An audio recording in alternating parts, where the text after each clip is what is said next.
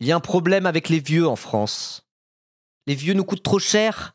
La pyramide des âges rend la sécurité sociale à notre système de retraite par répartition caduque. Du coup, les boomers avec leur retraite géante, c'est eux le problème en France. C'est souvent ce qu'on entend, surtout au niveau de la droite, mais souvent quand on parle des vieux en politique, c'est quand même pour dire les vieux ça coûte cher, la retraite par répartition, la pyramide des âges. Et ben moi je vous propose de parler des vieux dans d'autres termes aujourd'hui. Et pour ça on va regarder la dernière vidéo de Contraste, donc c'est Host et Maudit qui font une émission de sociologie en gros pour Blast, hein, vous connaissez probablement. Et donc ils ont fait leur dernier épisode sur les vieux. Pourquoi tout le monde s'en fout des vieux? Et donc, ce ne sera pas un truc pour faire la gérontophobie et dire les vieux bourgeois, ils ont tout le patrimoine et puis à cause d'eux, machin bidule. Tu vois, un discours qui, parfois, j'ai envie d'en parler aussi. Je trouve qu'il y a un truc vraiment, on va dire, la place des seniors dans la macroéconomie française. Pour moi, c'est un vrai sujet et on va peut-être un peu en parler autour de cette vidéo. Mais là, c'est pas le but. Là, le but, c'est plutôt de dire qu'est-ce qui se passe, que font les vieux entre la retraite et la mort? Est-ce qu'ils sont inactifs et qu'ils sont juste là à attendre de toucher leur pension de retraite? Ou est-ce qu'au contraire, il y a toute une activité sociale et économique dont on ne parle jamais, que produisent les vieux de France? Les vieux 1 PB, bah c'est ce qu'on va voir et pour ça, on va regarder cette vidéo. Je dis cette vidéo en même temps que Host Politique, sans faire exprès. On va regarder cette vidéo de Host et Maudit qu'on salue, bien sûr. Qu'on salue. C'est parti. Cette vidéo. Mon sujet, mais je dois me barrer. Bonne journée, la team. Bisous, Sabzer. À bientôt. À bientôt. Il loue des apparts, ouais, bah ouais, il y a des vieux. Après, je sais pas, on va probablement en parler à travers cette vidéo, mais un jour je ferai un sujet spécial sur est-ce qu'une gérontophobie économique de gauche est intéressante, est valide? Est-ce qu'on a le droit de taper sur les vieux, de parler des vieux comme étant, d'un point de vue économique, un problème à régler en France? Est-ce qu'il n'y a pas des ajustements à faire? Un jour on parlera de ça. Non? Moi je pense que oui. Not all vieux, évidemment. Les vieux au minimum vieillesse ne seront jamais le problème. Les vieux pauvres qui galèrent, qui n'ont aucun patrimoine, ne seront jamais le problème, évidemment. Mais quand on regarde très concrètement les seniors, les 70 ans et plus, il n'y a pas besoin d'aller dans la grande bourgeoisie pour avoir des problèmes de répartition de patrimoine, typiquement. Bref, on parlera de ça probablement une autre fois, ça sera pas trop le sujet. Et quoi qu'il en soit, il y a un vieil adage qui dit une société qui traite mal ses vieux, c'est une mauvaise société. Et ça, je suis bien d'accord avec. Mais c'est pour ça. Il y a plusieurs sujets qui s'entrecroisent. Je vais essayer de ne pas partir dans tous les sens. Là, on va plutôt parler des pourquoi tout le monde s'en fout des vieux, tout simplement. Cette vidéo est unique au monde car elle a une caractéristique extrêmement rare. Oui, on a commencé l'écriture pendant le gouvernement Lecornu. Mais quel gouvernement Lecornu? Il y en a tant. D'après mes calculs, entre le début de l'écriture du texte et le tournage de cette vidéo, il y a 15 jours, soit 360 heures, divisé par 14 heures, soit la durée du premier gouvernement. On est donc à 25,71, donc on s'approche du 26e gouvernement Lecornu, à peu près. Je vous ai toujours dit, ce que vous faites avec les chiffres, même moi, j'arrive pas à le faire. Oh, le rêve de Chouffin, là, ça va? Le rêve de Chouffin, oh! Tout ça. Non, vieux, c'est pas une classe sociale, mais je veux dire, on peut regarder comme paramètre économique la répartition du patrimoine et la répartition des versements sociaux, par exemple, en fonction de l'âge, et tout en regardant dans le détail les différents types de vieux, du plus riche au plus pauvre. Et il y a des résultats à tirer de tout ça, il y a des analyses à faire, et on peut en tirer des conclusions, vous voyez. Voilà. Mais c'est pas de ça dont on va parler tout de suite. Un jour, j'en parlerai. Un jour, je ferai mon arc. Voilà. Ils vont en parler, t'inquiète? Ok, bon, c'est aujourd'hui qu'on va en parler. Aujourd'hui, on va en parler sans être bêtement comme les libertariens de Twitter de merde qui sont en mode « Il faut privatiser la sécu car il y a trop de vieux ». C'est pas du tout mon discours, mais bon, ok, ça sera l'occasion d'en parler. Ça marche. C'est une vidéo où on va parler des vieux. C'est-à-dire des gens qui sont là depuis longtemps, contrairement à Lecornu.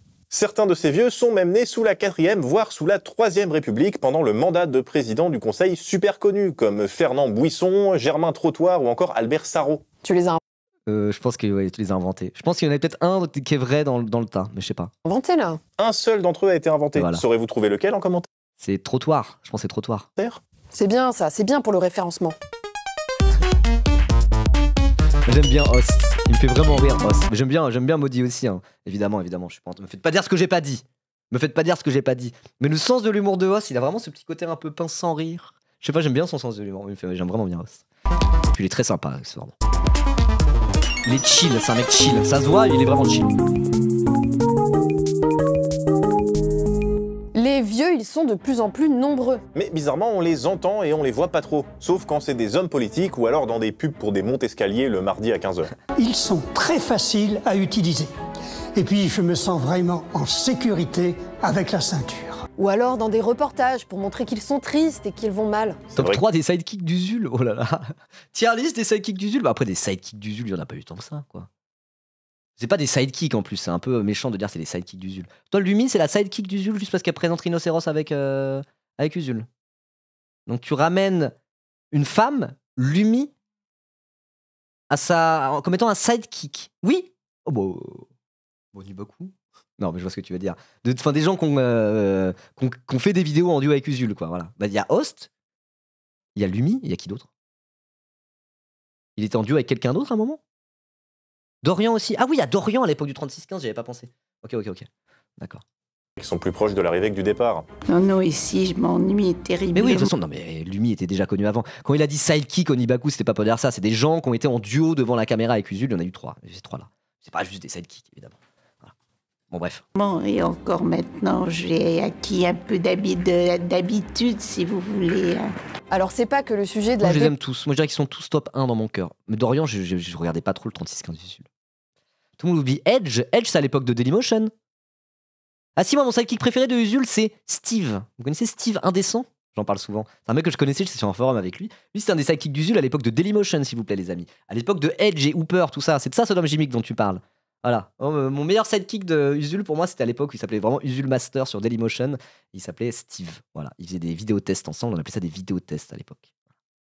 Bon, bref. Donc, il n'a pas eu que 3 sidekicks. Mais moi, je les aime tous à égalité. C'est qui Lumi, SVP, les amis? Alors, tu vois, peut-être, si tu connais Usul, tu vois peut-être l'émission Rhinocéros qui présente à 2. Et du coup, c'est Usul et Lumi. Voilà. Elle est très très cool. Lumi. Et elle bosse aussi à Luma, du coup, c'est un peu une collègue maintenant. À Saïra, leur talk show, elle fait les interviews politiques. C'était Hooper, t'es vraiment le chou-fin que tu penses être. Et oui, on en a gros. La fin de vie des personnes âgées n'est pas important. Bon, allez, notamment... bref, on se concentre là. Usul, il est même pas dans la vidéo, on est là à parler de Usul, quoi. Ça va, stop. Bon, après, c'est Onibaku, on en a parlé hier, justement. On parlait de qui a la meilleure voix, off. Que ce soit dans la voix ou la prosodie, le timbre ou la prosodie. La prosodie, c'est la manière de parler. On était en mode dans le gauche game de YouTube. Bah, Lumi et Usul, c'est un peu les deux meilleurs en termes de voix. En termes de manière de poser la voix, en termes de voix off, ils sont tous les deux très très bons. Ils ont des voix vraiment stylées. Je trouve qu'ils sont très très bons pour ça. Et ils sont tous les deux en duo pour Rhinocéros. Et c'est aussi, je pense, bon, le succès de Rhinocéros, c'est que c'est une bonne émission. Je veux dire, dans le format, le fait d'avoir Usul et Lumi, c'était un peu les deux meilleures voix de la gauche YouTube. Et donc, du coup, c'est cool, quoi. Voilà, on parlait de ça hier avec Onibaku. C'est pour ça. Mais bref, allez, on parle de la vidéo un peu. Les vieux, là 5 minutes, s'il vous plaît. Merci. J'ai acquis un peu d'habitude, si vous voulez. Alors, c'est pas que le sujet de la dépendance et de la fin de vie des personnes âgées n'est pas important. Ouais, notamment sur les EHPAD, les établissements hospitaliers pour personnes âgées et dépendantes, il y aurait plein de choses à dire. On pourrait par exemple revenir sur l'enquête de Victor Castanet qui a fait grand bruit. La nourriture était tellement rationnée qu'on voit un demi-steak avec 3 haricots. C'est ça qu'on donnait à manger. Parce que ça coûte cher, parce qu'il faut la rentabilité, Et puis ce qu'on voit, je trouve, encore plus que dans le livre, à l'image, c'est l'odeur. Vous entendez? Vous parlez de l'odeur de pisse. Alors juste, très rapidement, là c'est assez horrible de ce dont on va te parler. Ce livre Les Fossoyeurs, c'est triste à en pleurer quand il est sorti. Vraiment, vraiment. On en parle juste après, mais est-ce que vous avez entendu? On entend les bruits des bracelets de Léa Salamé qui bouge ses mains comme ça. Vous vous souvenez peut-être de la fameuse vidéo de Louis Boyard qui enlève sa montre avant l'interview. Bah, c'est pour éviter justement que ça fasse des bruits comme ça. Donc là, on a la preuve qu'effectivement, quand on porte des bracelets ou des montres, ça fait du bruit. Voilà. Mais bon, revenons au sujet. Ouais, les Fossoyeurs, du coup, c'était un livre qui sortait. Je sais que les investisseurs dans les EHPAD et tout, à un moment donné, ils parlaient de l'or gris pour parler de l'argent à se faire sur les vieux, quoi. Et quand tu regardes le vieillissement de la population en Europe, t'as des investisseurs qui sont en mode genre, c'est très bien ça. C'est très bien, on va se faire plein de thunes sur les EHPAD en réduisant les coûts. Ah, il y a un marché juteux des vieux. C'est horrible, c'est inhumain, c'est profondément inhumain. Et je crois que j'ai lu un truc il n'y a pas longtemps où sur le marché des pompes funèbres, où il y a des gens qui sont en mode attends, mais la génération des baby-boomers, ils vont bientôt mourir. Il va y avoir de l'argent à se faire, c'est le moment d'investir dans les pompes funèbres. Voilà, on parle souvent d'impôt sur la mort pour parler de l'héritage, mais par contre, les gens qui sont littéralement dans des fonds d'investissement, qui investissent dans des EHPAD, réduisent les coûts pour augmenter les bénéfices, en se faisant de l'argent sur la maltraitance des personnes âgées, et certains même qui sont de l'argent sur la mort des personnes âgées à travers le business des pompes funèbres, ça c'est pas un impôt. Ça c'est pas un impôt en fait. Donc ça va, on peut se faire de la thune sur la mort, on peut se faire de la thune sur la maltraitance des vieux, ce n'est pas un impôt. Donc c'est pas un souci pour eux. Quel putain d'enfer, quoi. Quel putain d'enfer. Donc voilà, Les Fossoyeurs, c'est un livre enquête qui parlait de ça, et c'est vraiment à gerber. C'est vraiment, vraiment à gerber. Je trouve encore plus que dans le livre, à l'image, c'est l'odeur. Vous parlez de l'odeur de pisse partout. Mais aujourd'hui, on ne va pas vous parler de l'odeur de pisse partout de Fort Boyard. On va essayer de décaler un petit peu le regard sur la vieillesse, on va vous parler de la vie des vieux. Oui, parce que pour la plupart des gens, c'est pas travail et pas de mort. Il y a quand même quelques années pour la plupart des gens entre la retraite et la perte totale d'autonomie. Dans la majorité des cas en tout cas. En 2023, le journaliste de Libération Rachid Laherech sortait un ouvrage collectif intitulé « Mort avant la retraite », qui relatait le destin de travailleuses et travailleurs issus des classes populaires, n'ayant pas pu profiter de leur vieillesse et de ce temps de repos après une vie de labeur. Mais oui, de toute façon, tu compares l'espérance de vie entre, je sais pas, les 20% de Français les plus pauvres et les 20% de Français les plus riches, t'as une vraie différence d'espérance de vie, quoi. Et c'est pour ça que les vieux, qui détiennent tout le patrimoine, qui se refilent des héritages, etc. Dans la bourgeoisie, tu hérites en moyenne à 60 ans. Donc cette idée de « non, l'héritage c'est bien, puisque c'est pour léguer quelque chose à nos enfants ». Ton enfant, quand il va hériter, il aura 60 piges, il sera déjà quasiment retraité, ça le crevard, va, premièrement. Deuxièmement, c'est le contraire. Chez les prolos, il y a peu d'héritage, de toute manière, il y en a plein, ils meurent avant la retraite dans tous les cas, quoi. Oui, ils ont le dos cassé à l'usine et ce genre de choses, ou sur le chantier, quoi. Enfin, bon, bref, je vous explique un peu des évidences, mais...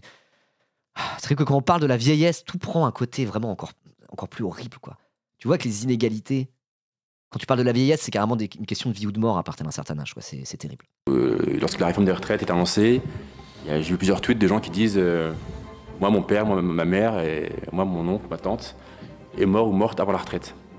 Et donc, avec cette réforme des retraites, il y aura plus de morts avant la retraite. Mais les personnes âgées, retraitées, plus particulièrement celles issues des classes populaires et qui sont encore autonomes et à domicile, souffrent d'une autre forme de mort, une mort sociale. C'est en tout cas ce que révèle une étude des Petits Frères des Pauvres sortie en septembre Un dernier. vieux, c'est à partir de quel âge? Je sais pas trop. Mais déjà, si on prend les retraités, l'âge de la retraite, il a 64 ans maintenant. Déjà, si on prend les plus de 65 ans, là, bon, voilà, on peut appeler ça les vieux, je pense, les plus de 65 ans. Voilà, les retraités, quoi. L'isolement extrême Après, des vieux, voilà, oui, quand on dit vieux, ça veut un peu tout et rien dire, effectivement. Moi, je suis vieux, j'ai 31 ans maintenant. Quand je parle avec des zoomers, je me sens vieux. Ils ont mentionné 70, je crois. Ok, ça marche. explose. 750 000 personnes âgées sont aujourd'hui en situation de mort sociale. Si rien n'est fait, ce chiffre pourrait dépasser le million d'ici 2030. Une urgence sociale et politique. Ce chiffre est en augmentation de 150% depuis... C'est un sujet qui me déprime très hautement. Le vieillissement de la population et de savoir qu'on vit dans une société où tu as 1 million de personnes en fin de vie qui sont isolées, chez eux, qui ne voient personne, et qui représentent un pourcentage élevé de la population française et même de la population européenne et occidentale de manière générale. C'est un truc, ça me déprime. Je me dis, mais genre, c'est quoi la société dans laquelle on vit? Tout ça pour ça. Tout ça pour ça.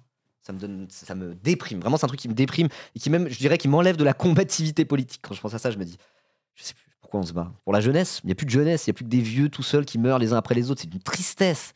C'est une tristesse quand on réfléchit bien au problème des vieux, quoi. Et à côté de ça, t'as les vieux bourgeois qui sont ultra responsables dans la mauvaise répartition du patrimoine et les inégalités, quoi.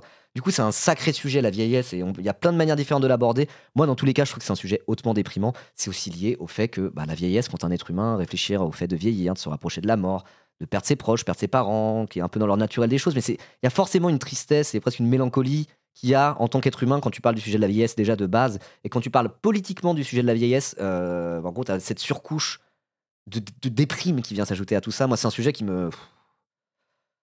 me fait pas plaisir, quoi. Genre, ça me déprime de fou. 8 ans, l'association compte environ 2 millions de personnes qui sont isolées de leur entourage proche. Une véritable épidémie de solitude, donc, qui ne touche pas toutes les classes sociales de la même manière. Oui. Dans son portrait social de 2024, l'INSEE relevait que plus le niveau de vie est élevé, plus le sentiment de solitude diminue. 42% des personnes appartenant aux 20% des ménages les plus modestes se sont senties seules en 2022, contre 24% des personnes appartenant aux 20% des ménages les plus aisés. Ok, c'est ce que je disais tout à l'heure, j'avais pris les mêmes chiffres, j'avais pris les 20% plus pauvres, les 20% les plus riches, donc ils disent modestes et aisés, c'est pareil. Ouais, donc il y a 2 fois plus de gens qui se sentent isolés et seuls parmi les pauvres que parmi les riches, on pourrait le dire comme ça. Parmi les vieux pauvres et les vieux riches, quoi. C'est l'inégalité face à la classe sociale, on la voit tout du long de sa vie. Tu prends un enfant d'une famille pauvre, précaire, et un enfant de la bourgeoisie, ils n'ont pas la même vie, quoi. Mais quand on regarde de l'autre extrémité de l'âge, dans la vieillesse, tu vois exactement la même chose, et c'est à pleurer, vraiment. Je pense que d'être seul, on n'est pas fait pour vivre pas toute seule. Et c'est vrai que des fois, je suis comme un poisson dans un bocal. Je tourne, je vire, je tourne. Je pleure, sans savoir pourquoi, puis je vais me coucher. Et ces personnes deviennent invisibles pour tout le monde, pour la société au sens large, qui ne s'intéresse à elles qu'à la toute fin de leur vie. Oui, et quand on s'intéresse aux personnes âgées, c'est souvent sans leur donner la parole, soit parce qu'elles sont décédées, soit parce qu'elles ne sont plus en capacité de la prendre. J'avais enregistré une conversation avec une infirmière, et je lui disais, maman me dit qu'elle est violentée la nuit. Hello Ribot dans la sauce, même mécanique sur les crèches, subvention pour financer tes structures, puis montage en SCI pour récupérer l'immobilier des crèches en liquidation judiciaire.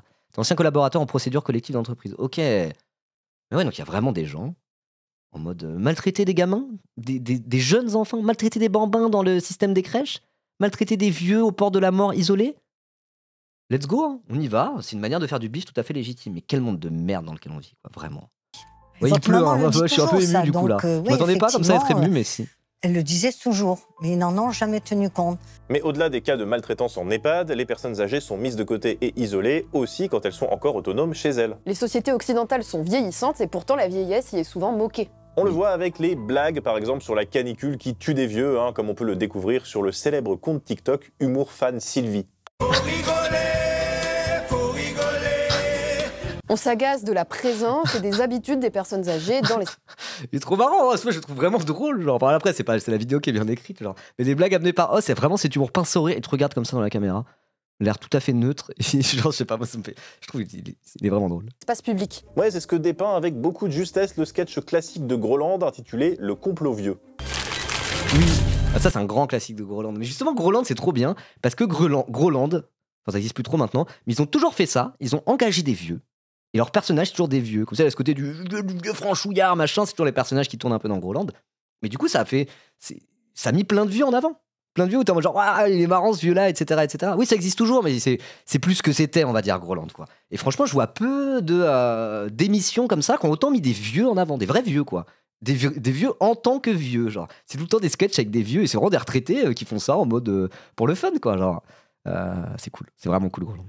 Enfin, ouais, c'est moins le cas maintenant, ça existe un peu moins, mais moi, à l'époque, j'aimais vraiment trop Groland, quoi. Oui, le vieux à la fin du générique qui dit « C'est la fête ! C'est la fête !» Il y a tellement de sketchs de Groland mythiques. Et celui-là, oui, le complot vieux, excellent. Bonjour. Des fois. Et puis Julie Edouard Moustique, incroyable cet homme. Hein. Donc Julie Edouard Moustique, c'est le présentateur de Groland dans Groland, vraiment, c'est le mec qui présente. Et c'est un passionné de musique. Maintenant, il fait des émissions de radio. Il a une radio, limite, c'est Radio Jules Édouard Moustique, quoi. Je sais plus comment ça s'appelle. Il a une collection de disques de zinzin et c'est vraiment un vrai amoureux de musique qui fait des sélectas et tout. Niveau musique, c'est un vrai passionné. Moi, j'aime trop ce gars-là. Je le trouve vraiment trop cool. J'ai vraiment l'impression qu'ils le font exprès. En gros, le sketch, c'est que les vieux font exprès d'être lents pour emmerder les gens. Ils reçoivent même dans leur oreillette des instructions. Et même Groland, c'est aussi Carverne et Delépine. C'est lié à toute cette tradition du cinéma social français, etc. Je parlais de ça avec Onibaku hier, figurez-vous. On n'a pas parlé que de Usul et Lumi. On a parlé de... À un moment donné, j'ai parlé du film Louise Michel. Je sais pas si vous connaissez ce film. C'est un film de Carverne et Delépine, donc du coup, qui sont liés à... qui sont des mecs de la team Groland, quoi, finalement, Carverne et Delépine, et qui ont fait tout un tas de films. Ils ont fait un film en 2008, je vous en ai déjà parlé, qui s'appelle Louise Michel, avec Yolande Moreau. Voilà. Et moi, j'aime trop les films en mode Carverne Delépine avec Yolande Moreau et tout. C'est justement toujours des espèces de prolos qui bossent à l'usine, hein, les petits Français prolos, machin, avec des espèces d'histoires un peu drame social humoristique. C'est trop bien, en vrai. Moi, j'aime vraiment trop cette école de cinéma française, on pourrait appeler ça comme ça. Et Louise Michel, il est trop bien. Donc la petite histoire, c'est que t'as ce couple-là qui sont des prolos du Nord, qui ont bossé en usine toute leur vie, donc avec Yolande Moreau dans un des deux rôles principaux. Et ils se font virer, plan de licenciement, ils sont en mode genre on va tuer notre patron. C'est pas possible. Notre vie c'est de la merde à cause d'eux. On va retrouver le patron, on va le tuer. Et du coup ils vont retrouver le patron de l'usine. Ils sont en mode on va te tuer. Ils sont en mode genre non mais c'est pas moi le patron, il y a un mec au-dessus de moi. Non. Il y a un mec au-dessus de moi. Ils sont en mode ah bon il y a un mec au-dessus de toi mais t'es notre patron, on te connaît depuis longtemps. Il est en mode non. Allez voir le conseil d'administration. Et du coup après ils remontent les trucs. Pendant tout le film, il remonte et tout pour retrouver le vrai patron, celui qui est tout en haut de la pyramide. Et je vous spoil pas, mais du coup, voilà, c'est genre, il remonte un peu le chemin du capitalisme financiarisé, alors que c'est juste deux gros prolos sortis de l'usine qui veulent se venger pour leur plan de licenciement, quoi. Ouais, avec un tueur à gages bidon. Je me souviens plus exactement des détails. Je l'ai vu il y a très longtemps, ce film. Je l'ai vu, je crois, quand j'étais en 3e. Je devais avoir 14 ans quand j'ai vu ce film. Louise Michel, c'est le film qui est juste ici.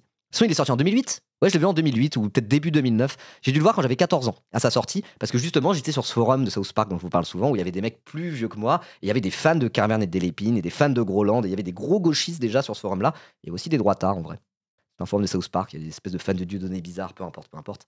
Et du coup, moi, j'ai découvert des trucs qui étaient un peu pas de mon âge forcément, comme Louise Michel avec Yolande Moreau et Bouli Lanners. Je vois pas qui c'est Bouli Lanners. Et du coup, je sais que j'avais vu à 14 ans et j'avais grave kiffé. Mais faudrait que je le revoie parce que j'avais pas tous les tenants aboutissants, genre. J'étais pas encore un gauchiste formé comme ça, quoi. Mais voilà. Moi, je vous conseille tous les films de Kervan et Delépine, les films avec Yolande Moreau, ce genre de truc. Trop bien. Il y en a un qui est sorti il y a pas longtemps, je sais pas si c'est Kervan et Delépine, je suis plus tout à fait sûr, mais un film avec Yolande Moreau. Lui, j'avais vu au cinéma. J'avais vu au cinéma, et c'est un film avec une ancienne Miss France Nord-Pas-de-Calais qui revient à la maison dans sa famille de prolos qui bosse dans une usine de poissons là. Et là, moi, genre putain, j'étais une star, j'étais la Miss France, la dauphine de Miss France, Miss Nord-Pas-de-Calais. Et du coup, elle se retrouve à retourner dans son milieu de maxi prolo. Et après, pareil, encore une histoire où il y a une histoire d'agression sexuelle dans leur boîte et sans faire exprès, ils tuent un gars. Du coup, après, ils essayent de masquer le meurtre qu'elles ont fait sans faire exprès. Et c'est vraiment, voilà, c'est un film avec des meufs qui travaillent à l'usine, archi badass. Et c'est des films humoristiques par ailleurs, quoi. Moi, j'aime vraiment trop, quoi. Voilà. Et donc, Groland, c'est tout ce lore-là aussi. Et Groland ont toujours mis des vieux en avant. Et pour ça, c'est cool. Voilà. Merci Raoul Duke pour ton 3e mois d'abonnement. Tu serais pas le Raoul Duke de ce forum de South Park dont je parlais juste avant, par ailleurs. C'est toi Raoul Duke Junior. Il y a un mec qui s'appelait comme ça, un pote à moi sur ce forum qui s'appelait Raoul Duke Junior. C'est toi. C'est pour ça que t'as sub pile au moment où je parlais de ce forum de South Park. Non, c'est pas toi. Tant pis. Voilà. Hello Grise était sur ce forum de South Park aussi à l'époque, mais on se connaissait pas. Bref. C'est le Grand Soir, Kervan et Delépine. Ok, d'accord, c'est bien ça. Moi, je me souvenais plus du nom. Ok, c'est ça, c'est le Grand Soir. Il s'appelle Louise Michel, le Grand Soir. Bon, voilà, c'est du vrai cinéma de gauchiste, du cinéma bien rouge. Bien rouge. Parce qu'il y a cette tradition-là aussi qui existe dans le cinéma français, quoi.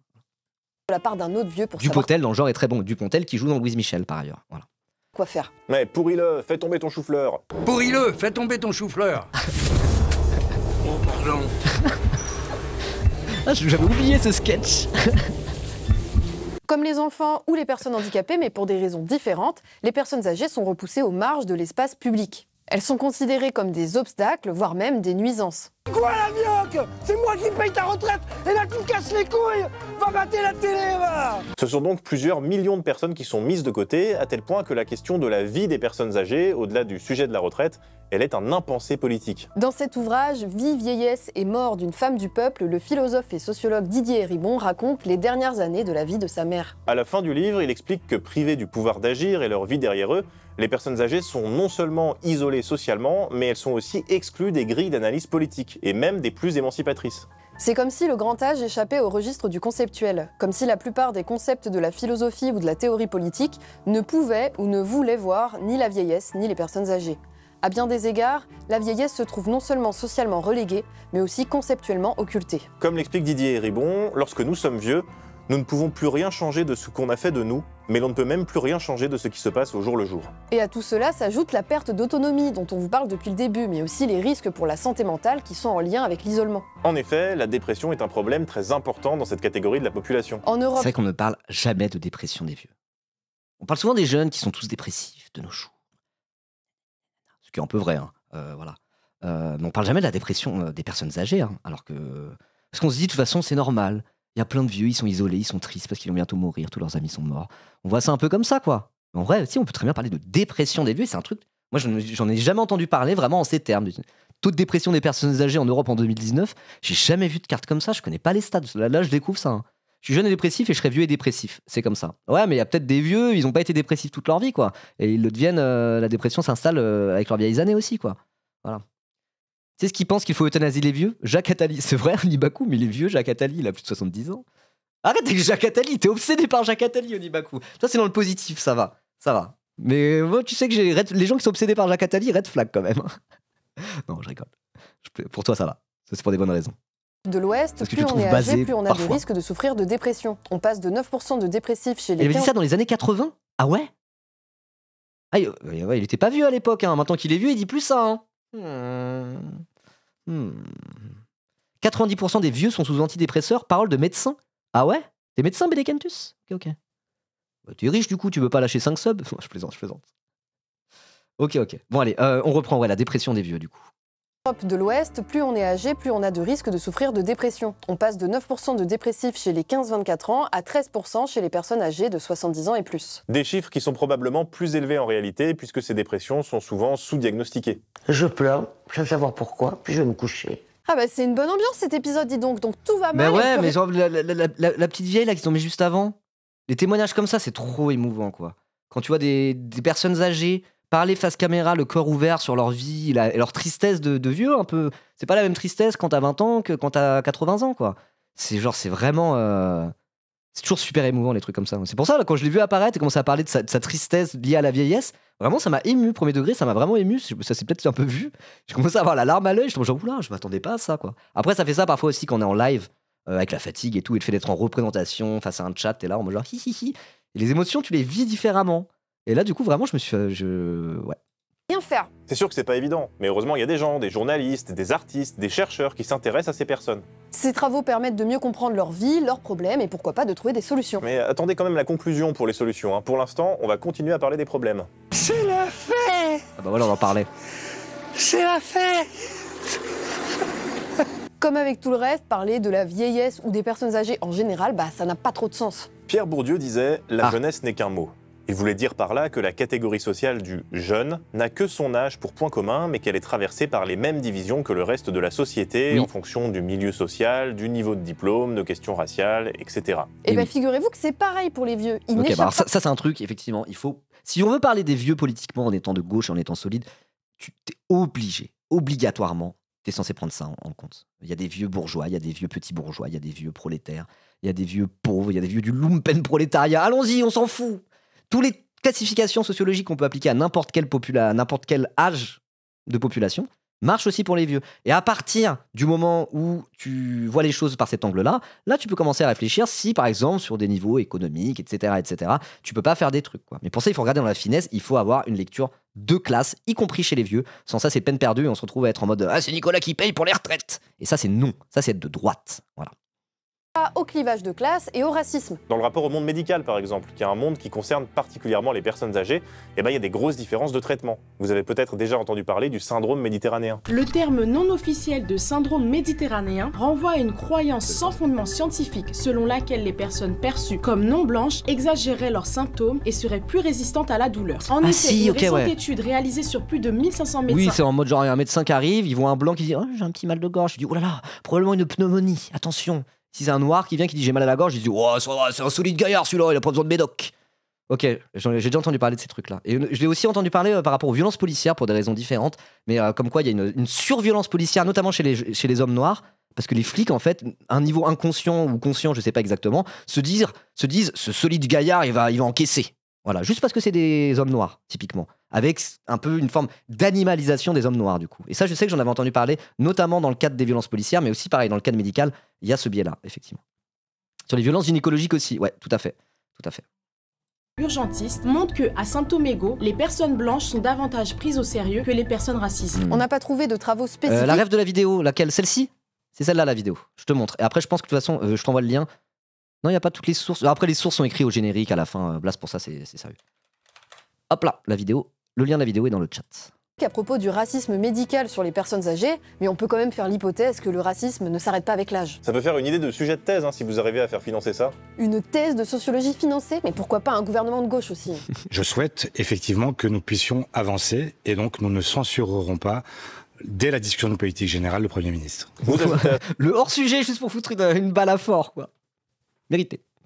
Là, les différences de classe, avec des classes populaires qui souffrent de maladies spécifiques en raison de leur parcours professionnel, mais vous pouvez aussi ajouter le sexisme et vous obtenez des très grandes différences de traitement en fonction des personnes âgées. Oui, puis il ne faut pas oublier le validisme. Le validisme, c'est une discrimination envers les personnes en situation de handicap. Et c'est souvent le cas pour les personnes les plus âgées. Selon une étude de la DRES, le service statistique du ministère de la Santé, paru en 2019, plus d'un quart des personnes âgées de 60 ans ou plus déclarent avoir au moins une limitation fonctionnelle sévère. La DRES définit ces limitations comme au moins une impossibilité ou beaucoup de difficultés pour une fonction physique précise, pour une fonction sensorielle ou pour une fonction cognitive. Donc en résumé, ça peut paraître évident, mais un sénateur blanc de 80 ans qui va se faire soigner à l'hôpital américain de Neuilly va pas avoir le même traitement qu'une femme de ménage noire à la retraite qui va dans un hôpital public. Sans déconner. Ceci étant dit, les personnes âgées... Ça fait souvent ça, la sociologie. T'as des trucs en mode genre, ah mais oui, ça tombe un peu sous le sens. Et dans les grandes lignes, dans les grandes largeurs, oui, ça tombe un peu sous le sens. En tout cas, quand on a un prisme de lecture de gauche, logiquement, ça tombe un peu sous le sens, ce qu'il vient de l'expliquer. Mais après, bon, la sociologie regarde ça dans la finesse. Déjà, premièrement, elle va pas juste comparer un vieux bourge sénateur de Neuilly avec une femme de ménage racisée, quoi. Ça va faire beaucoup plus dans la finesse. Et surtout, c'est un outil scientifique qui permet de vérifier que cet instinct qui semble tomber sous le sens est bien réel, quoi. Voilà, parce que c'est une science, en fait, tout simplement. Souffrent tout de même d'une forme particulière. C'est une science, mais c'est vrai que parfois on en arrive à des conclusions en mode genre, bah ça se voyait, non? Mais bon, il faut bien le vérifier scientifiquement, parce que dire ça se voit, c'est pas un argument. Discrimination, c'est ce qu'on appelle l'agisme. De toute façon, c'est toujours pareil. Tout groupe dominé sera toujours la cible de discrimination spécifique. Mais il n'échappe pas pour autant aux autres rapports de domination qui traversent la société. C'est ce qu'on appelle l'intersectionnalité. Oui, et les vieux, c'est un cas un peu particulier. Parce qu'effectivement, on peut parler d'agisme. Les vieux sont une minorité dominée pour la plupart. Parce que la plupart sont en mode on te fout à l'EHPAD, crève en silence, quoi. Donc, t'es dans une position dans la société où t'es genre tout le monde s'en bat les couilles de ta gueule, t'es un dominé. Mais pourtant, parmi les plus grands dominants de ce monde, on a des gens de 80 piges. Les fameux sénateurs blancs de Neuilly-sur-Seine dont il parlait tout à l'heure. Les grands de ce monde, les dirigeants, les puissants, les propriétaires de multinationales, tu regardes la moyenne d'âge, c'est des vieux, genre, mais ils sont pas en EHPAD. Les vieux, c'est à la fois Bernard Arnault, un des hommes les plus puissants de France, peut-être l'homme le plus puissant de France, et c'est aussi une écrasante majorité de vieux qu'on laisse crever à l'hôpital, quoi. Et donc c'est pour ça que c'est particulièrement pertinent de regarder dans la finesse avec une approche sociologique précise les vieux, parce que c'est un ensemble qui non seulement n'est pas homogène, mais c'est un ensemble qui peut aller de ultra dominé à ultra dominant. Voilà, encore plus que les jeunes peut-être. Voilà. Ou Jacques Attali. Jacques Attali est bien moins puissant que Bernard Arnault. Ouais, ça y est, ça va devenir le running gag Jacques Attali sur ce chat. Attention avec ça. Attention avec ça, je vous le dis très clairement. C'est la faute d'Onibaku encore, ça putain, tu casses les couilles Onibaku. Sur l'agisme en particulier, il n'y a pas beaucoup de littérature. C'est un faux ban, si même dans le champ de la recherche, les personnes âgées n'intéressaient pas grand monde. Que nous qu'on en avait plus ou moins rien à péter. Heureusement, quelques personnes ont quand même écrit sur le sujet. C'est le cas de la chercheuse Juliette Rennes dans la Revue française de sociologie. Mais oui, pour elle, l'agisme traverse toutes les strates de la société. L'agisme est conçu comme structurant toutes les dimensions du monde social et pouvant être appréhendé à toutes les échelles d'analyse sociologique, aussi bien dans des dispositifs institutionnels et juridiques que dans la production culturelle et scientifique, tant au sein d'interactions ordinaires entre les individus qu'à travers des types d'affects négatifs ressentis ou exprimés face aux personnes catégorisées comme vieilles ou face à son propre vieillissement. Ça sur le chat, on va arrêter de mentir 5 minutes, on a tous fait de l'agisme ici. Bon, peut-être qu'il y a des vieux, vous c'est peut-être pas le cas, mais vous en avez fait dans votre jeunesse. Je veux dire, l'agisme, typiquement, ce qu'on appelle l'agisme, on n'est pas immunisé à ça à gauche. On a tous fait une petite blague sur « Oh, les vieux, quand même !» Parce que c'est vrai que quand on est jeune, et vu la pyramide des âges qu'il y a en France, parfois on est en mode genre « Mais putain, place à la jeunesse, merde ! Il y en a que pour les vieux, c'est eux qui comptent tout. » Et c'est un peu vrai. Mais du coup, tout ça peut mener vers un truc qui est juste de l'agisme, et on met tous les vieux dans le même sac, en mode genre « Le problème, c'est les vieux », alors que non, le problème, c'est surtout les vieux bourgeois, ou en tout cas les vieux qui possèdent le patrimoine, ce qui n'est pas forcément que la grande bourgeoisie, quoi. En même temps, les vieux, 3 petits points. Mais ouais, on a tous... Moi, je sais que j'ai une fibre un peu gérontophobe. Et ça s'explique. Ça s'explique. En mode place aux jeunes, place au progrès, en mode mai 68, vous voyez. Alors mai 68, c'était avant tout une grève générale et tout. C'était pas juste la jeunesse. Mais il y avait eu ce côté-là, quoi. Il y a eu ce côté-là. Et le truc sur les boomers, quand tu regardes les conditions socio-économiques dans lesquelles ils ont grandi, l'accès à la propriété, l'ascension sociale par le travail, ils ont pu faire ça. Ils ont fait ça en travaillant dur, hein, évidemment. Mais quelqu'un qui est né de ma génération, en travaillant dur, il n'a pas les mêmes perspectives et pas les mêmes opportunités. Et du coup, ça rajoute à ces espèces de ressentiment l'anti-boomerisme. Mais derrière l'anti-boomerisme peut se cacher de l'agisme qui est problématique, y compris quand on est de gauche et qu'on fait ce genre de petites blagues, quoi. Donc moi, je m'inclus dans ce panier-là. Je plaide coupable, mais voilà. Que celui qui n'a jamais péché me jette la première pierre. Je sais que sur le chat, vous êtes pareil. Ce qui veut pas dire qu'on est des sales FDP agistes pour autant, quoi. Mais voilà. Voilà, les blagues sur les vieux et la canicule, un grand classique. On a tous déjà joué à ce petit jeu-là, mais quand tu regardes très concrètement ce que c'est que le vécu d'une immense majorité de vieux en France, ça a pleuré en vrai. Dans cette perspective, l'agisme ne saurait être défini uniquement en termes de discrimination. Il peut également structurer des relations de domination fondées sur l'écart d'âge et des procédures. Ça marche pas pour les vieux ricains, hein. Moi, ils me pourrissent la vie dans mon boulot. Ouais, mais c'est des vieux ricains touristes en Europe. Donc déjà, c'est les vieux riches aux États-Unis. Les vieux pauvres aux États-Unis, c'est pas eux que tu vois, je pense. Ouais. Par contre, sur les vieux bourgeois, c'est open bar. Hein. Les vieux bourgeois qui cassent les couilles et qui possèdent tout en se plaignant toute la journée, eux, on peut faire des blagues. Hein. Voilà, mais ne tombons pas dans l'agisme. Processus de ségrégation spatiale et institutionnelle par... Attendez, du coup, j'ai pas suivi là cette citation.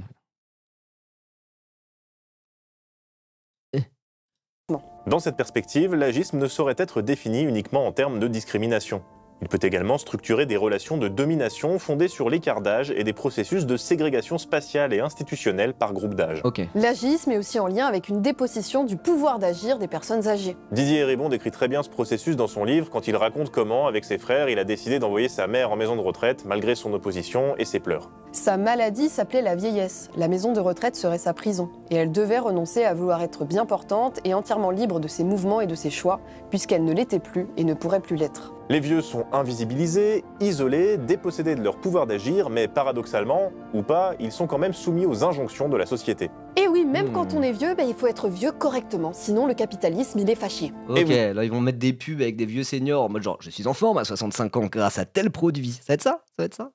J'ai vu une pub comme ça il y a pas longtemps, une pub YouTube. Où c'est un vieux de 65 ans, il fait vraiment jeune quoi. Il est en mode genre oui je suis vieux, mais regardez je suis en forme. Y a pas de honte à être vieux. Allez vous faire dépister pour la grippe. C'est pas un aveu de faiblesse, c'est juste que vous êtes vieux, mais vous êtes en forme. Bon là après c'était pour faire de la prévention sur la vaccination, donc c'était pas une pub. Mais parfois il y a aussi un peu cette corde là, ils te sortent dans la pub, etc. Ils te sortent des espèces de vieux seniors en bonne santé et en mode genre je suis actif malgré mon vieil âge, soyez actif avec tel produit. Voilà, il y a de l'injonction. Et ça c'est vrai, c'est un truc qu'on n'y pense jamais. On n'y pense jamais quoi. Il y a une militante sur les questions de suicide assisté qui est passée hier sur Au Poste, c'était intéressant. Ok. Suicide assisté donc en gros par rapport à l'euthanasie tout ça quoi. Faudrait que je regarde. Dédicace à David Dufresne qui fait du très bon boulot. Vous allez voir qu'on va retrouver tous nos bons vieux rapports de domination dans cette histoire. La façon de vivre sa retraite, c'est aussi un... Tu bosses là-dedans? Tu bosses dans la pub des seniors, Fowin? Je bosse là-dedans, ils sont très mal représentés et ne se sentent pas représentés dans les pubs. Ouais, bah rien. Publicité également pour les fuites urinaires. Alors après, il y a des publicités axées pour les vieux, des produits pour vieux qui peut-être sont légitimes. Enfin après, la publicité, est-ce que c'est légitime? Vous voyez ce que je veux dire? Si on critique le capitalisme, on critique la publicité, quoi. Mais qu'il y ait des pubs pour vieux, bon, après, c'est pas forcément problématique en soi, c'est pas forcément de l'agisme, quoi. Enfin, voilà. Jeu de classe.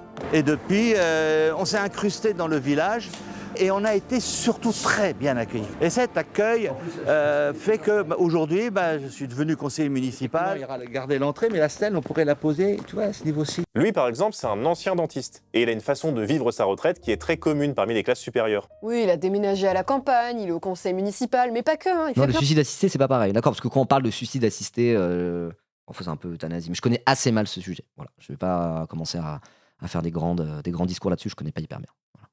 Un truc.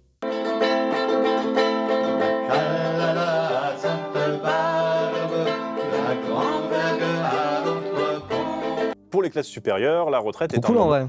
Justement là, quand on pense à toutes ces images de vieux qui croupissent dans les EHPAD, c'est vraiment c'est une tristesse infinie.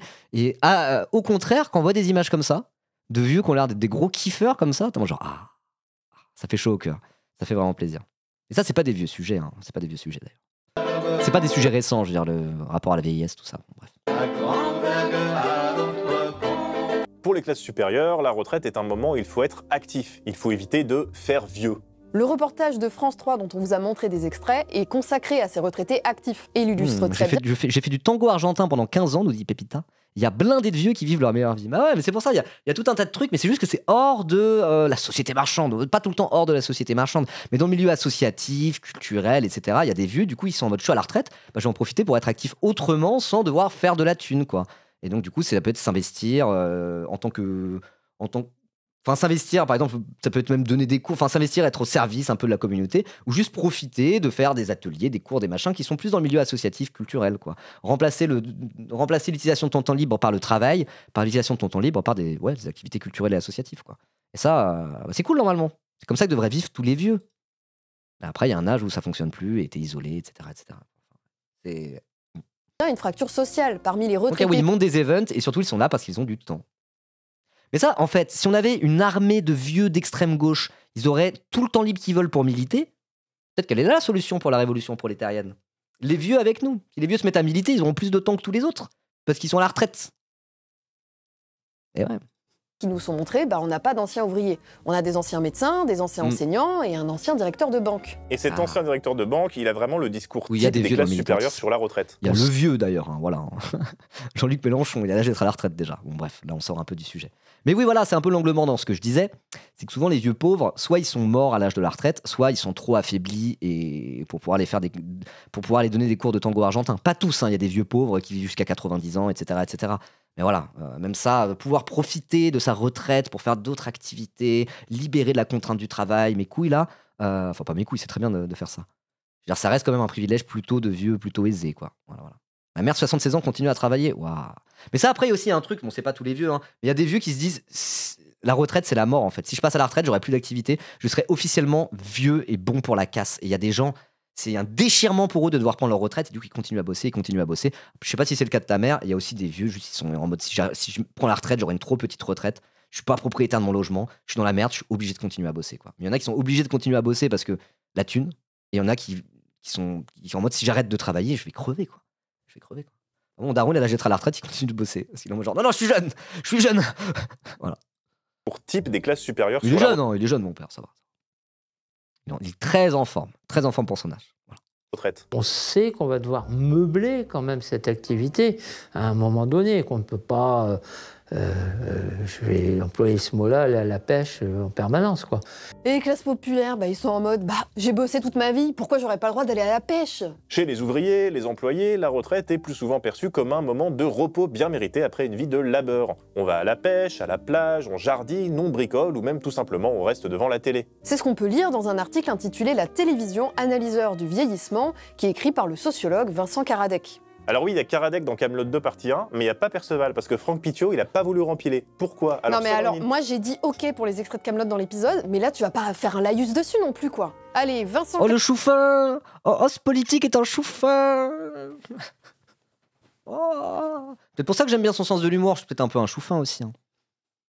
Non? C'est bon. Karadec sur les vieux et la télé. Ceux qui accrochent.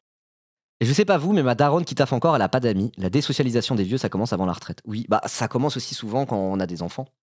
Donc c'est pas la vieillesse, hein. Mais plein de gens qui commencent à avoir des enfants perdent un peu aussi de vue leurs amis petit à petit qui eux aussi ont des enfants. Et c'est vrai que moi un jour je m'étais dit, mais attends, que ce soit mes parents, les parents de mes potes, la génération de mes parents, par rapport à moi qui ai une vie amicale très riche, ils ont pas beaucoup d'amis, quoi. Moi j'ai ma bande de potes, c'est toute ma life.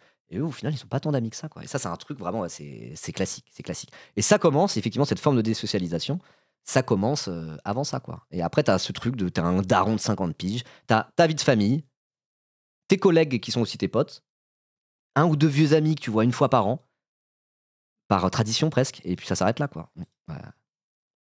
Croissent leur pratique télévisuelle après avoir cessé leur activité professionnelle sans ressentir de culpabilité particulière. Les vieux devraient aller sur Twitch, les retraités. C'est pour créer de la sociabilité, etc. C'est très bien Twitch. Pourquoi il n'y a pas un Twitch aux retraités? Il y a un Twitch gauchiste, n'est-ce pas? Il y a plusieurs sphères sur Twitch. Pourquoi il n'y a pas une sphère des retraités? Oh no? Non? Ça pourrait marcher. Hein. La retraite, un droit au repos après une vie consacrée au travail. La télévision constitue alors pour eux une distraction appréciée qui sied à leurs conditions de retraité. Il y a des retraités dans le chat, là? Il y a des gens qui sont à la retraite. Je sais qu'il y a quelques... J'ai un ou deux viewers, je le sais, je les avais déjà eu, j'avais fait des sondages qui avaient plus de 60 ans, il y en avait quelques-uns. Il y a des retraités là sur le chat? Est-ce que vous... Parce que je dis vieux depuis tout à l'heure. Est-ce que vous le prenez mal? Est-ce que je dois changer de mot? Je devrais dire senior? Non, senior. Tu sais qu'il y a des vieux qui sont en mode genre, je préfère encore qu'on me dise que je suis vieux plutôt que je suis un senior. Voilà. Je sais que ça, c'est des phrases classiques de vieux du coup. Genre, moi un senior? Non, appelle-moi vieux schnock, appelle-moi l'ancien, vieillard, mais pas senior. Pitié, quoi. Pitié.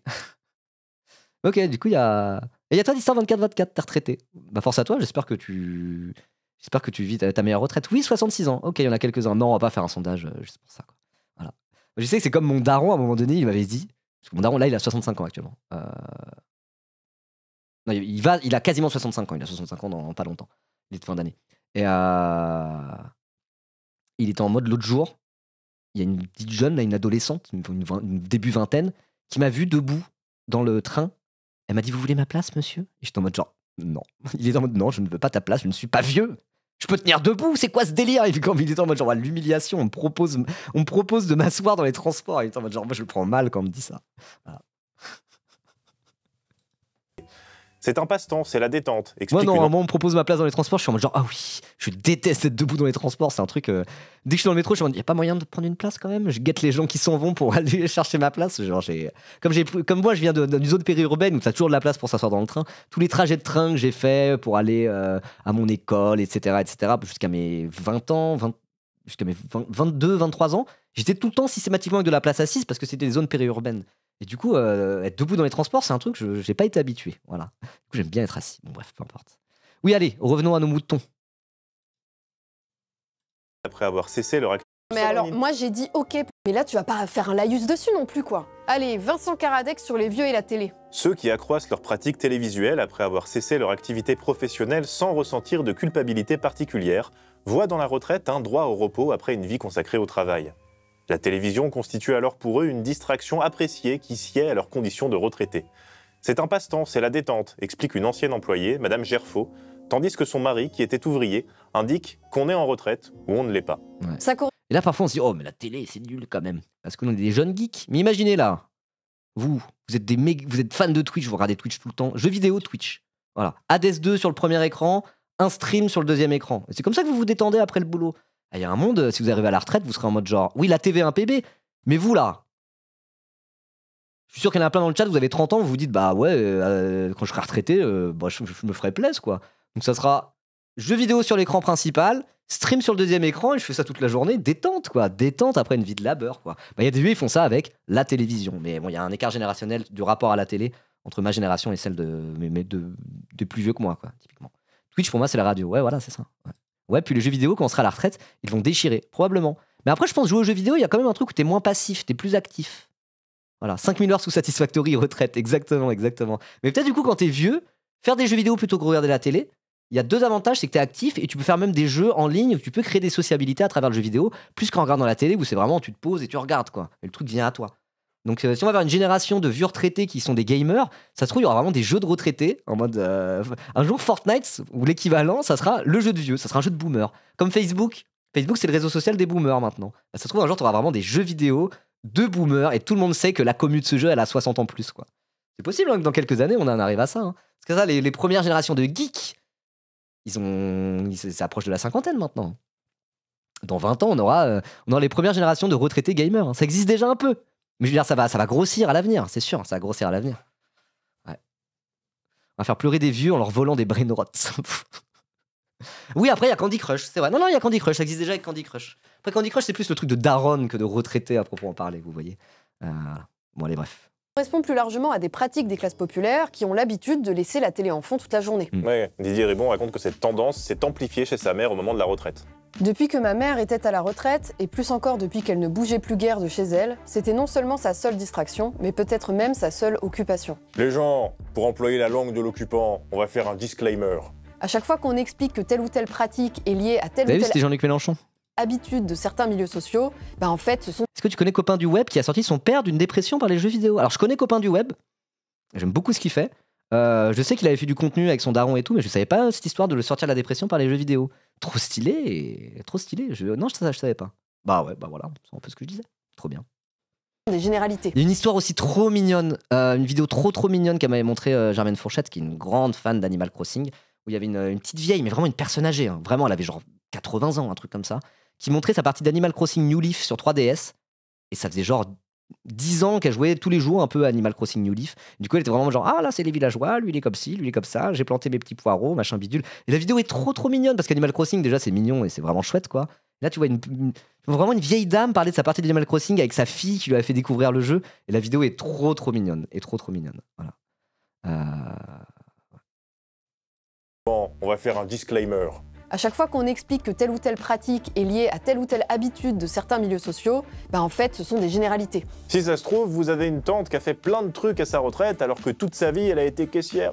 Pour Amazon. Pour Amazon? Ou alors vous avez un trisaïeul qui était PDG d'Internet et qui a passé ses vieux jours devant la télé. Les contre-exemples existent, oui, mais on vous parle bien de tendances et de pratiques et discours dominants. Oui, sachant que la sociologie, c'est ça. Tu parles des grandes tendances, tu mets les gens dans des boîtes, et il y a des gens en fait qui sont difficiles à classer dans une boîte. Après voilà, c'est la sociologie. Si tu te bases sur les exceptions, tu peux pas faire de sociologie de toute manière, quoi. Donc c'est pour ça, quand tu veux analyser la sociologie de quelqu'un, il faut le faire un peu sérieusement, il faut regarder dans la complexité. Surtout que de plus en plus, y a des gens qui sont un peu inclassables sociologiquement. Il peut y avoir des décalages entre la culture que tu as, ton niveau d'éducation, que tu as fait un peu tout seul dans ton coin, grâce à Internet et des ressources accessibles librement, alors que tu es un prolo, par exemple. Alors qu'au 19e siècle, tu étais un prolo, bah, tu avais une éducation de prolo, point à la ligne, quoi. Point à la ligne. Donc voilà, si tu veux vraiment regarder un peu la sociologie des gens, généralement, il faut le faire un peu sérieusement et regarder dans la finesse, parce que de plus en plus, c'est dur de mettre des gens dans une boîte toute simple. Mais en tout cas, cette approche de mettre un peu les gens dans des boîtes, ça reste tout à fait pertinent, ça s'appelle la sociologie, quoi. C'est bien. T'as déjà parlé du terroriste islamiste de l'île d'Oléron et Doudou Cross Bitume? Je n'ai même pas entendu parler de ça. Bah, je regarderai, mais non, j'en ai pas parlé. Déjà, c'est un gros live avec plein de sujets, donc non. Une tendance que vous avez peut-être pu vous-même observer, c'est qu'il y a de plus en plus de personnes âgées, normalement à la retraite, qui se mettent à travailler. Mais ça, c'est une retraite active contrainte qui ne concerne que les classes populaires, qui sont en fait obligées de se remettre à travailler, notamment en temps partiel, pour pouvoir continuer à vivre dignement. Après une vie de petits boulots, cette mère de 4 enfants ne se voyait pas finir sa vie ainsi. Elle travaille désormais quelques heures tous les lundis et mardis. Voilà, je suis allée ce matin. Il n'est pas islamiste, le gars de l'île d'Oléron? Je ne me suis absolument pas renseigné là-dessus. Quoi? Tu l'as banni? C'était un red flag? Ok, peu importe, on continue le React, peu importe, j'ai pas... Bon. Déjà, chez une personne. On parle des vieux, là, on parle des vieux. Et là, c'est un gros hasard, ok. Sur celui-ci. Il se mélange ce qui s'est passé au Louvre et à Oléron. Il a trop regardé ces news, c'est une fake news de droitard, c'est son premier message, il le dégage. Ok, d'accord. J'étais un peu en mode genre... D'accord, ça marche. Bon bah, ciao. Allez, on reprend. De manière générale, quand je suis en train de faire un React sur un sujet précis, arriver et parler d'un truc qui n'a rien à voir, en mode genre... parler du sujet, voilà, sans ça on s'en sort plus, parce qu'il y a quand même du monde sur ce chat. Et quelques heures tous les lundis et mardis. Voilà, je suis allée ce matin déjà chez une personne. Et là, voilà, j'enchaîne sur celui-ci. Donc la perception de la retraite est traversée par des rapports de classe, mais aussi par des rapports genrés. Mais on ne va pas vivre sa retraite de la même façon selon qu'on est un homme ou une femme. Oui, c'est ce qu'expliquent les sociologues Tony Calasanti et Neil King dans la revue Nouvelles Questions Féminines. Il a un sacré drip, Neil King. C'est un mélange entre Didier Raoult et Jean-Luc Reichmann, vous avez vu? L'enfant de Didier Raoult et Jean-Luc Reichmann, il s'appelle Neil King. Voilà, bon bref. Mais sacré dégâts, hein. Waouh. En plus, il s'appelle Neil King. Il a une belle chevelure de roi. Une barbe royale. J'aime beaucoup sa tête. Il a l'air sympa, j'ai envie de discuter avec lui. On est un homme ou une femme. Big Lebowski, ouais, exactement. Raoult et Clapton, non, parce qu'il a une tache de vin sur le nez comme Jean-Luc Reichmann, c'est pour ça que je disais ça. Bref. Oui, c'est ce qu'expliquent les sociologues Tony Calasanti. John Lennon s'il s'était pas fait tuer. En vrai, les traits ressemblent pas trop à John Lennon. Mais bon, ok, bref, allez, peu importe. Et Neil King dans la revue Nouvelles Questions Féministes. Ils y écrivent qu'hommes et femmes n'ont pas les mêmes enjeux face au vieillissement. Les femmes cherchent à faire disparaître les marques de l'âge en se teignant les cheveux, en utilisant des produits cosmétiques ou encore dans certains cas en recourant à de la chirurgie esthétique, pendant que les hommes cherchent à prouver qu'ils sont toujours performants, forts et capables. On a tous un grand... Il y a un truc, un syndrome, c'est en Italie je crois, où il y a un nom pour ça, un mot en italien, je sais pas si vous voyez de quoi je parle, des vieux retraités qui du coup, tous les jours ils vont se balader et dès qu'il y a un chantier, ils regardent. Ils se mettent comme ça, les mains derrière le dos, ils regardent les ouvriers sur le chantier travailler, c'est que des anciens mecs qui ont bossé dans le BTP, ils sont là genre, c'est mon travail, ça c'est bien fait, il aurait pu le faire différemment ça. Et apparemment, il y a vraiment un truc comme ça, c'est Umarell ça s'appelle, il y a vraiment un syndrome du retraité italien qui a bossé dans le BTP, qui du coup tous les jours se balade et dès qu'ils vont à un chantier, il est en mode genre, il va regarder ça en mode genre, oh, quel enfer, il y a un côté un peu mignon, mais il y a un côté un peu, ouais, c'est les Umarell, d'accord.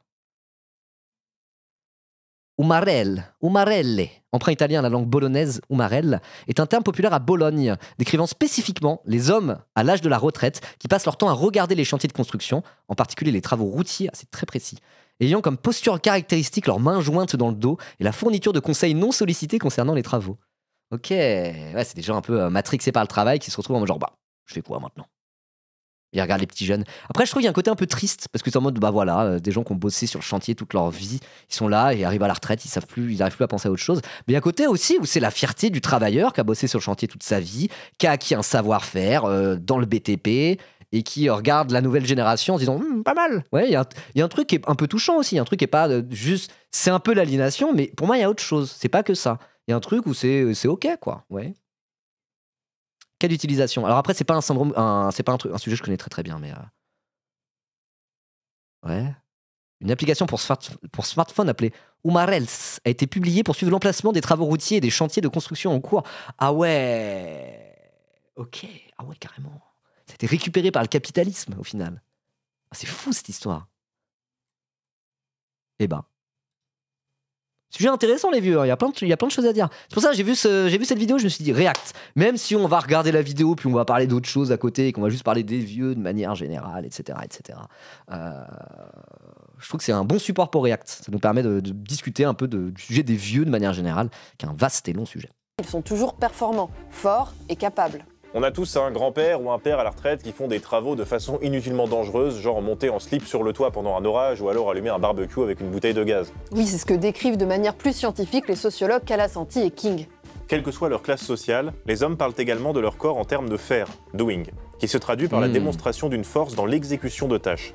Ils expliquent comment les pertes à cet égard peuvent conduire à leur marginalisation. Socialement, les hommes sont reconnus comme utiles quand ils subviennent aux besoins de leur famille ou qu'ils sont encore capables de la défendre. Et forcément, avec l'âge, ces deux caractéristiques s'amenuisent. Bon, je pense qu'on a fait le tour de ce qu'on voulait vous dire, donc le petit récap pour conclure. En dehors de questions relatives à la toute fin de vie, qu'il s'agisse de dépendance ou de maltraitance dans les EHPAD, la question de la vie des personnes âgées est finalement assez peu abordée dans le débat public, et souvent sans elle. Les vieux souffrent de solitude, de dépression en raison de leur invisibilisation et de leur relégation dans l'espace social. Ils sont victimes d'agisme, mais aussi d'autres formes de discrimination qui les concernent particulièrement, comme le validisme. Les retraités, au même titre que tout le reste de la population, sont concernés par d'autres rapports de domination, que ça soit la classe, le genre ou la race. Enfin, la façon dont la retraite est vécue dépend fortement de ces lignes de clivage. Pour conclure, on pourrait se demander, mais qu'est-ce qu'on peut faire pour améliorer... Je ne sais pas ce que c'est que super profit. Merci, oula.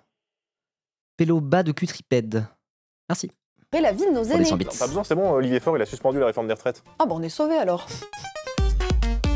Il y a tellement de sujets qu'on n'a pas abordés. Au début, justement, j'étais en mode oh, l'aspect macroéconomique, le système de sécurité sociale. C'était absolument pas du tout l'angle de cette vidéo, et tant mieux. Ça a permis de parler autre chose. Donc mon intro n'avait rien à voir avec le contenu de la vidéo, mais c'est pas grave. C'est pas tout à fait fini, attention. Non, mais plus sérieusement, de vraies initiatives existent pour recréer du lien social. C'est pas fini du tout. Alors attention, certains tentent de capitaliser sur la détresse des personnes âgées pour essayer d'en faire un business. Non, nous on vous parle pas de ça, on vous parle de personnes concernées qui s'organisent par et pour elles-mêmes. C'est le cas par exemple à Vaux-en-Velin, en banlieue lyonnaise, avec un habitat collectif géré par des personnes âgées. Nous avons apporté tous ce que l'on avait chez nous, hein, et donc ça a été confié à l'atelier. Donc on peut faire des petites réparations, hein. Si besoin est, on peut faire comment dire, on peut percer, parce qu'on a suffisamment de perceuses. On a des scies sauteuses, donc on peut découper. En gros, l'idée, attention, concept révolutionnaire, c'est de considérer les personnes âgées comme des personnes. Et l'idée, c'est... Waouh! Mais en vrai, c'est dit sur le ton de l'humour, mais effectivement, hein, rien que ça tombe pas sous le sens. Quand on regarde concrètement comment on traite les vieux en France, et bon, pas dans le monde, mais en France et en Europe en tout cas. Des colloques de vieilles, mais oui. Mais ça, pareil, une fois, on avait regardé une vidéo de Stupid Economics il y a longtemps. Il avait fait toute une série de vidéos Stupid Economics sur imaginons la vie en 2050 pour faire face au réchauffement climatique. Et dedans, il y a un moment donné où il parlait du logement. C'était vraiment le logement, comment on devrait organiser le logement en 2050 pour faire face au réchauffement climatique. Et dedans, il parlait de les vieux. Parce que les vieux, souvent, c'est des gens qui habitent seuls dans des grandes maisons.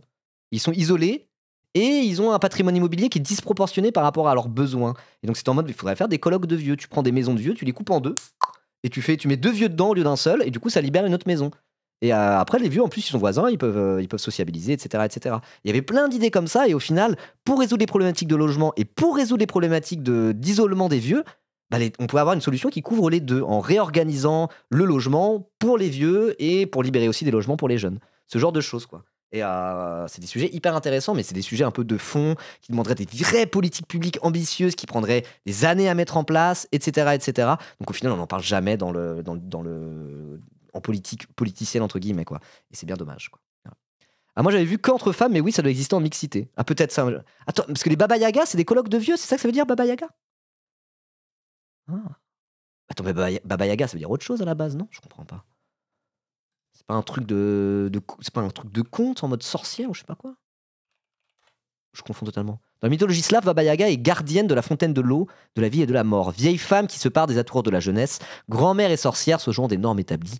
Baba Yaga est avant tout symbole de liberté et de transformation.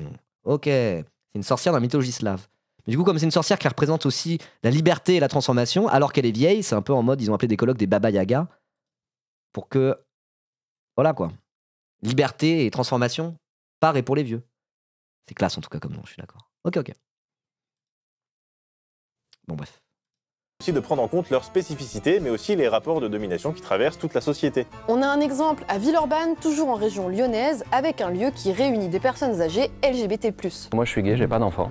J'ai été directeur d'EHPAD, j'ai vu des discriminations et je me suis dit, aujourd'hui quand on est une personne LGBT vieillissante, on n'a pas trop d'options. Donc moi j'ai voulu créer un choix pour celles et ceux qui ont une envie de vivre dans la solidarité et dans une communauté choisie pour pouvoir s'entraider et bien vieillir. Alors bien sûr, c'est question... Oui, Baba, c'est aussi un surnom pour grand-mère en russe. Et on peut dire Babouchka d'ailleurs, qui est un petit nom affectueux pour dire mamie, quoi, grosso modo, Babouchka. Avec des amis de la famille de Germaine Fourchette, où il y a une vieille dame qui est décédée il y a des années et des années, mais c'est un peu la matriarche de la famille, c'est des Russes. Et du coup, il l'appelle Babouchka, quoi. Et figurez-vous que du coup, maintenant, quand il y a plein de gens qui sont décédés, des gens qui ont déménagé du coin où elle est, et bah, c'est Germaine Fourchette et moi qui, tous les ans à la Toussaint, sommes en charge d'aller fleurir la tombe de Babouchka. Voilà. Et on l'a fait, cette semaine, là. Voilà. Question reste en suspens. Et c'est papa en arabe, Baba aussi. Babage, Bibi en bas. Le temps passe, je vois le soleil se lever, se coucher, je mens quand je dis ça va. Oh là là, tout à fait. C'est aussi Cyril Hanouna, mais ça peu importe. Une communauté choisie pour pouvoir s'entraider et bien vieillir. Alors bien sûr, ces questions. Attends, finis juste là-dessus, là, sur les trucs de communauté choisie pour bien vieillir. C'est ça, du coup, la maison des Baba Yaga est une création originale de résidence pour femmes âgées, située à Montreuil, en Seine-Saint-Denis. Ce projet a été porté par 3 femmes, Thérèse Claire, Monique Bragard et Suzanne Goueffic. Il a depuis essaimé dans de nombreux autres projets d'habitat participatif et est devenu un terme générique, pour un regard différent sur le vieillissement. Ok, bah ça rejoint totalement ce qu'ils sont en train de dire, ce dont ils sont en train de parler. Donc là, c'est des lieux de sociabilité pour vieux LGBT, parce que bah, parfois ils sont encore plus isolés que les autres, les LGBT, parce que bon, historiquement, il y a plein de personnes LGBT qui du coup n'ont pas d'enfants. Et donc là, c'est un autre exemple. Mais c'est quand même des trucs pour femmes, en non-mixité. Intéressant, je connaissais pas du tout ça. C'est cool en vrai. Ça, c'est une initiative, on se dit, ah bah voilà, il faut généraliser ces trucs-là, quoi. Sont peu choisis par les classes populaires. Il n'y a pas beaucoup d'ouvriers ici, on doit être 2. Mais ce qui était très drôle, que souvent on s'est aperçu qu'on était souvent dans les mêmes manifs, les grandes manifs, quasiment tout le monde y était. Okay. Et l'autre question, c'est... J'imagine des manifs pro-LGBT aussi, ce genre de choses, quoi. Ok, ça va être cool ça, t'es là, t'es vieux, t'es en mode genre, ah toi, 80, t'y étais, putain, ah, ça nous rajeunit pas tout ça. Ça va être cool un peu. Truc de gauchiste, ouais. Au final, faire des lieux, ouais, c'est vrai. Là, il y avait l'exemple des Baba Yaga, là, la maison des Baba Yaga, pour femmes en non-mixité. Et là, c'est des trucs pour vieux LGBT. Donc, ouais, hein. Créer des lieux de vie participatifs pour vieux, ça a l'air d'être plus un truc de gauchiste woke que de droitard de faire ça. Alors après, il y a des droitards qui sont dans la tradition, qui sont en mode ma mère ne sera jamais à l'EHPAD, nous allons vivre en famille jusqu'à machin. Enfin, il y a d'autres modèles, peut-être plus bourgeois, de prendre soin de ces vieux dans des trucs très traditionnels et plutôt marqués à droite aussi. Voilà, mais c'est pas participatif, c'est plus dans le cadre familial. Celle de la perte d'autonomie qui finit toujours par se poser pour les personnes âgées. Mais là, on revient sur la question des EHPAD et même sur la question du maintien à domicile avec des proches qui deviennent souvent des aidants. Plutôt des aidantes, parce que ce sont souvent des femmes qui s'y collent, comme par hasard. De toute façon, on ne peut pas parler de ces questions sans évoquer la question des moyens alloués à l'adaptation des maisons ou encore aux aides à domicile. C'est pas avec le budget Le Cornu que ça va changer. Mais oui, la réduction des dépenses publiques, c'est aussi les vieux qui trinquent. Ne jamais oublier, parce qu'il y avait le truc de désindexer les retraites sur les... Mais un vieux pauvre qui n'a pas accès à une EHPAD de privé, stylé, etc., bah, à un moment donné, c'est toujours les services publics qui vont finir par prendre en charge les gens les plus précaires, y compris les vieux les plus précaires. Donc les réductions de dépenses publiques, les politiques d'austérité, c'est aussi des vieux pauvres qui vont avoir une vie encore plus triste, quoi. Donc c'est pour ça qu'il faut être de gauche. Ces pistes qu'on vous a proposées permettent à quelques personnes de passer une partie de leur vieillesse sans se sentir méprisées, isolées ou mises de côté. Et ça, c'est déjà pas mal. Vous vouliez signer un chèque à votre petit-fils en école de commerce qui ne vient jamais vous rendre visite. Bon, c'est fini en vrai, on va regarder, là c'est pour dire abonnez-vous à Blast et tout, etc., etc. Soutenez les médias indépendants. Voilà, on va s'arrêter là. Mais j'aimerais bien écouter une dernière musique. D'abord je fais la petite outro, enfin voilà. On va s'écouter une dernière musique mais elle ne sera pas dans la VOD YouTube. Venez sur le live Twitch si vous voulez avoir accès aux versions longues de tout ça. En tout cas, voilà, si vous avez apprécié ce replay, pour ceux qui regardent la chaîne YouTube, n'hésitez pas à vous abonner bien sûr. Et vive les vieux, sauf les vieux bourges insupportables. Bon bref, vous m'avez compris.